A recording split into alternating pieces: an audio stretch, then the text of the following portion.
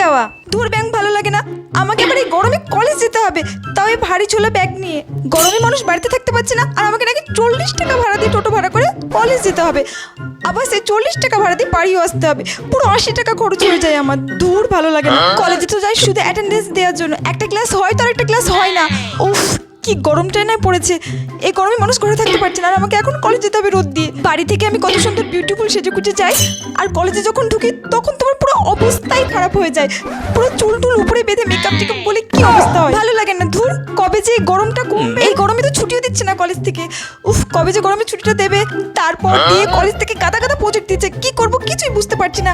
তারপরে আবার সামনে সেমিস্টার আসছে, গরমে তো আমার অবস্থা খারাপ হয়ে যাচ্ছে। তারপর সেমিস্টার প্রজেক্ট সেমিস্টার প্রজেক্ট এই করতে করতে পাগল হয়ে যাবো। এই বাবা কথা বলতে বলতে কত না দেরি হয়ে গেল, ঠিক টাইমে না পৌঁছলে আমাকে অ্যাটেন্ডেন্স দিতেও দেবে না। তখন আমার শুধু শুধু কলেজ যাওয়াই হবে। উফ, কলেজ তো আমাকে যেতেই হবে। দূর ব্যাংক ভালো লাগে না।